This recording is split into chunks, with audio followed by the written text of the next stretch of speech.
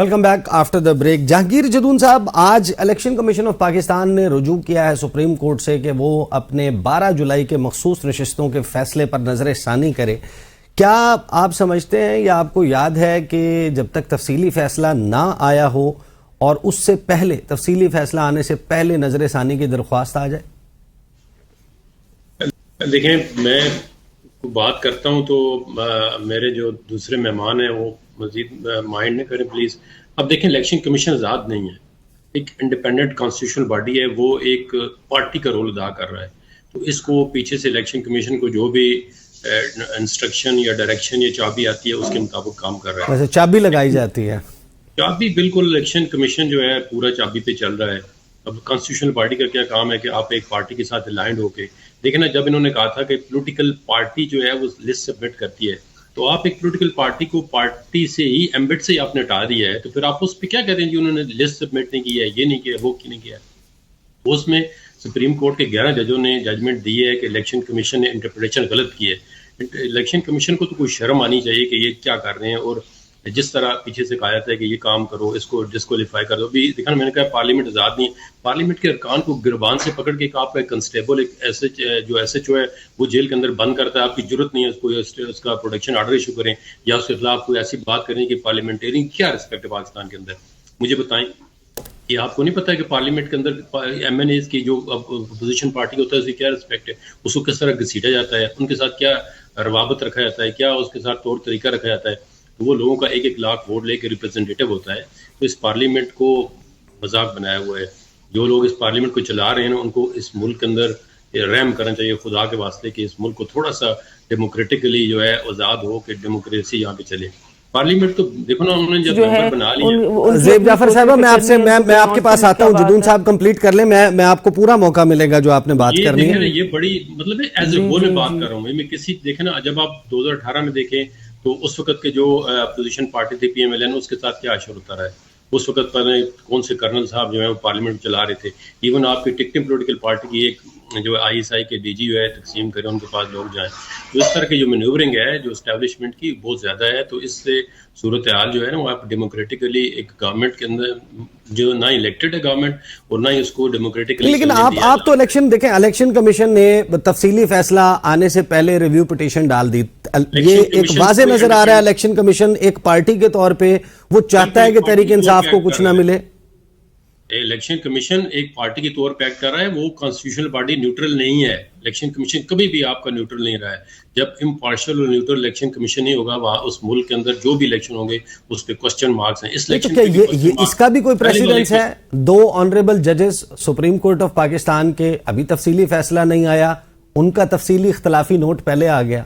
वो किस चीज से इख्तलाफ कर रहे हैं? वो चीज तो एग्जिस्ट नहीं करती जिससे इख्तलाफ कर रहे हैं। यहाँ पे भी आप अनप्रेसिडेंटेड है कि जज अपनी मर्जी से जो चाहे लिखते जी उसका ये हुआ। भाई आप इंतजार करें, आपके जो चीफ जस्टिस है इवन उन्होंने कहा जी कि जो हमने इसको पीटीआई को एज ए पार्टी जो है ये इलेक्शन कमीशन ने गलत फैसला किया है, हम उनको पार्टी मानते हैं। जब उनको पार्टी मानते हैं तो फिर बाकी जो लवाजमात हैं एज ए पोलिटिकल पार्टी आपको एक्सेप्ट करने पड़ेंगे। अब ये तो नहीं कि आप हर सूरत में कॉन्स्टिट्यूशन अमेंडमेंट लेके आते हैं किसी भी तरह। लेकिन आप जो एमएनए बने हुए हैं उनको डराया धमकाया जाता है जी आप इधर करें, उनके बिजनेस को तबाह किया जाता है। ये एक पार्टी के साथ नहीं होता, जो भी पार्टी के इंतजार में होती है स्टैब्लिशमेंट के साथ मिलकर दूसरी पार्टी को तबाह करती है।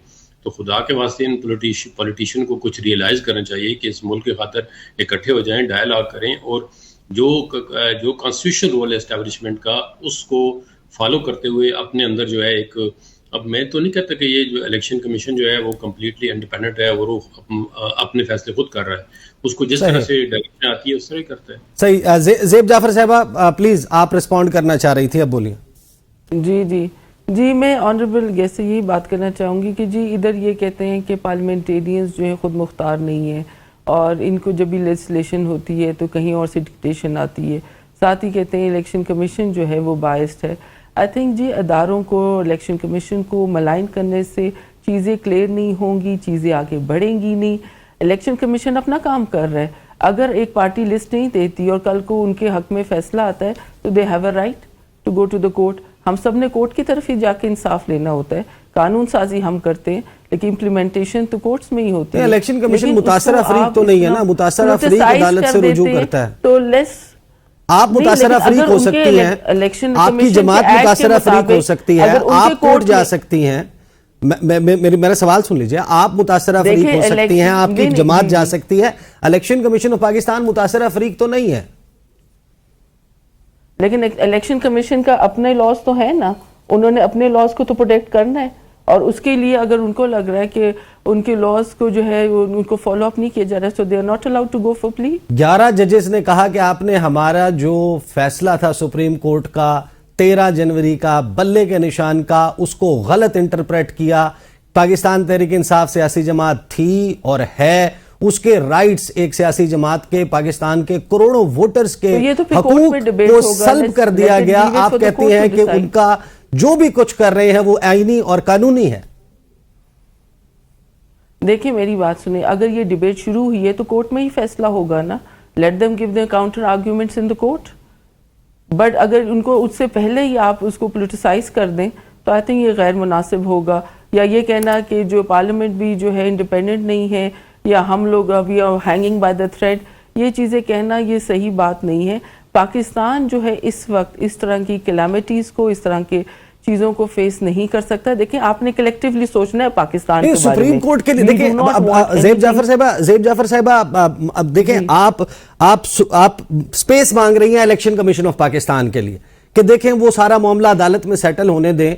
यहां पर दूसरी तरफ आप जो सुप्रीम कोर्ट के 8 जज साहिबान का फैसला है, जिसमें मुस्तकबिल के 4 चीफ जस्टिस साहिबान हैं, justice Mansoor Ali Shah, justice Munib Akhtar, justice Ayesha Malik, justice Shahid Waheed साहब, उनका तफसीली फैसला आने से पहले आप कह रहे हैं कि इन्होंने आइन रीराइट कर दिया है। आपके स्टैंडर्ड सुप्रीम कोर्ट के जजेस के लिए मुख्तलिफ हैं, ईसीपी के लिए मुख्तलिफ हैं? बिल्कुल भी नहीं, वो हमारे ऑनरेबल जजेस हैं, सुप्रीम कोर्ट का लॉट ऑफ रिस्पेक्ट जी, इसमें ऐसा कुछ नहीं है। लेकिन हमने अपनी जुरिस्डिक्शन में रह के अपने ही, हमारे पास जो हमारी विद इन द पार्लियामेंट जो हमारे पास एज पार्लियामेंटेरियंस जो हमारे पास राइट्स भी हैं और पावर्स भी हैं, हमने सिर्फ उनको यूज किया है। क्या आप ये नहीं कह रहे कि इन्होंने आइन को रीराइट कर दिया है? डज नॉट शो, नहीं, नो, नॉट एट ऑल। आइन वो उसमें अमेंडमेंट्स लाना मतलब तो ये नहीं कि हमने इलेक्शन एक्ट को ही चेंज कर दी है। यही तो डिबेट में आपसे करना मरीम चाह रही नवाज हूँ साहिबा ने कि ये बात हमने on the election record act को कही है, change ये नहीं बात किया। अता हमने तारड़ साहब ने ऑन द सिर्फ उसमें रिकॉर्ड कही है। अमेंडमेंट्स लेके आए हैं with a lot of respect to the जजेस जी।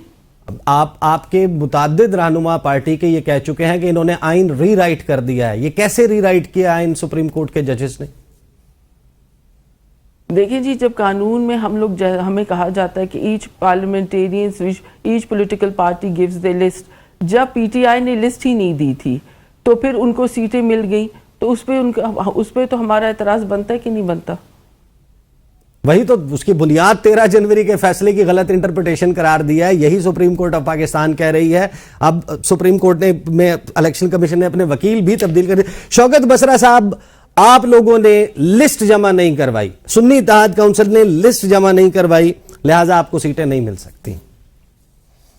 अच्छा, आज से दिन पहले इमरान खान साहब ने जेल में सहाफियों से बात करते हुए कहा पाकिस्तान में इस वक्त गैर एलानिया मार्शल है। इसे नकवी साहब, ऐसे काले कवानीन तो मार्शल अखबार में भी हमने नहीं देखे। आप जरा मुलाजा करें ना, मैम ज़ेब जाफर साहबा कह रही हैं कि हमें बड़ा एहतराम है जजेस का, जबकि मरियम सफदर साहबा क्या कहती हैं, जो वज़ीर आला पंजाब हैं, वो कहती हैं ये 8 जजेस बेज़मीर हैं, इनके ज़मीर मुर्दा हो चुके हैं। और उनका वज़ीर इतलाक अता तारड़ क्या कहते हैं, राना सनाउल्लाह क्या कहते हैं। आप मुझे बताइए इनके बयानात और इनकी फिर ये जो टाइमिंग है जो इनके काले कवानीन बना रहे हैं, तो आप इनको मुवाजना कर लें, आपको बात समझ आ जाएगी। दूसरी बात देखिए, जब सुप्रीम कोर्ट के फुल बेंच का फैसला आ गया, उन्होंने कहा कि चीफ इलेक्शन कमिश्नर ने हमारे फैसले की गलत तशरीह किया, इंक्लूडिंग चीफ जस्टिस काजी फाइज साहब, बजाय इसके कि ये पार्लियामेंट उस पर आर्टिकल 6 लगाती चीफ इलेक्शन कमिश्नर पर और उन मेंबरान पर, ये अदलिया के खिलाफ कानून साजी कर रहे हैं, सुप्रीम कोर्ट के खिलाफ कानून साजी कर रहे हैं। तो इस वक्त ये इलेक्शन कमीशन का काम भी ये खुद कर रही है पार्लियामेंट, ये हुकूमत, ये चीफ जस्टिस भी खुद है, ये चीफ इलेक्शन कमिश्नर भी खुद है, ये फॉर्म 47 के वजीर आजम भी खुद है। ये सारा कुछ ये समझते हैं कि हम सुराख बंद करेंगे तो हम इस जाली निजाम को बचा लेंगे। देखिए, मैं बार बार ये कह रहा हूं कि इस तरह 25 करोड़ का मुल्क नहीं चल सकता। आप इस वक्त आपने पाकिस्तान में जंगल का कानून बनाया हुआ है, अभी जदून साहब जो बात कह रहे थे कि वहां एक सुनिए ईसा नकवी साहब, जी। कल अमर डोगर साहब हमारे चीफ विप हैं इस नेशनल असेंबली में, कल वो जियो पे बैठे हुए थे। उन्होंने मैंने तारड़ साहब से कहा, आजमी तारड़ साहब से, कि यार आप ये जो 200 किलोमीटर की स्पीड पे ये जो आप कानून साजी कर रहे हैं, ये जो आप कानून का कत्ल कर रहे हैं, आइन का कत्ल कर रहे हैं, क्यों कर रहे हैं? उन्होंने कहा जी हमें पीछे से बहुत प्रेशर है, हमें पीछे से बहुत प्रेशर है। अच्छा बात ये है कि आप बताइए इन हालात में आप किस तरह मुल्क को बनाना रिपब्लिक, और क्या होता है?